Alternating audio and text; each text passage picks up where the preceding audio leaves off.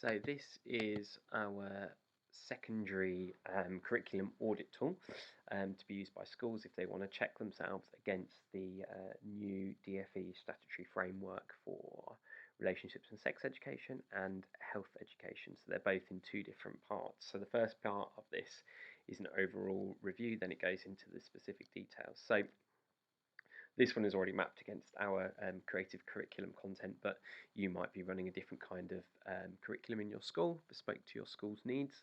And as you can see here, all the topics, so you've got the top 5 topics on the left there for relationships and sex education, and then you've got the topics 1 to 8 for physical health and mental well-being. I'm just going to call it health education for short. And obviously you could grade yourself based on different colours of how well your curriculum covers them here. This is a great little pace here where you can just overview and reference where subjects might cut across and help deliver some of the statutory content if you don't have loads of specific PSHE time. So for families, you might be looking in RE sociology drama.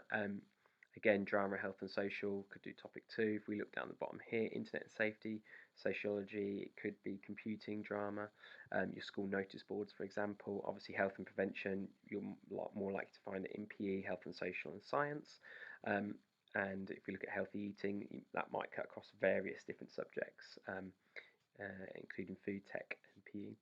So you can do an overview there and colour code it depending on how well you feel it's covered. And then it's also good to map against different subjects, so you could put down which ones the subjects are covering here in an overall sheet, so you can kind of see where it's mainly covered. Here's an example. So as you can see here, when it's mapped against, you can see performing arts covers in light, not in depth, but covers certain elements. Health and social care covering a lot. And PE and health and fitness coming in here, and RE, and then certain elements where we've got slightly darker green is where science comes in and is covering some of the content as well. So you can kind of see where it can map across different areas. And again, you could map it across different year groups as well. So this is the creative curriculum approach, so it has more in-depth on certain topics and a lighter touch on other ones as well. Then also the new framework actually says that you need to teach specific laws and key aspects of the law relating to certain areas here.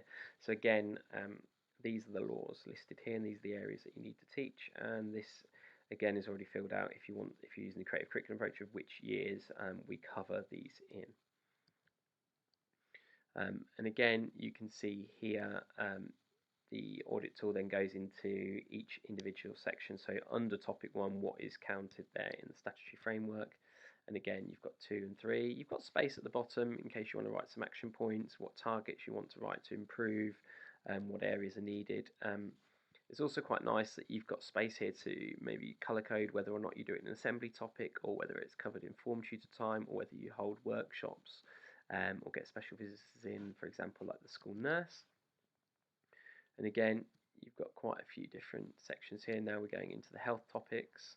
And again, you can colour code everything to see whether or not. So it's in one nice document. And at the very end, you've got like a little mini action planning tool to work out, in order to get everything ready, what do you need to do? And you could jot down a few ideas before you go away and do it. So for example, jot down some changes that you might want to make to assemblies and tutor time, anything you need to include in your RSE policy as you update it, how you are going to make sure that your school's ready, how you're going to consult on with parents and with the wider school community. And again, here list 4 ways you'll communicate these new changes to parents and students, describe the biggest challenge that's going to happen, and whether or not you think you're ready. So it's a nice little tool that could save you a bit of time in filling it out, and it's all editable as well in PowerPoint format, so you can just type straight in, or you can colour code things. So hopefully it'll save somebody some time.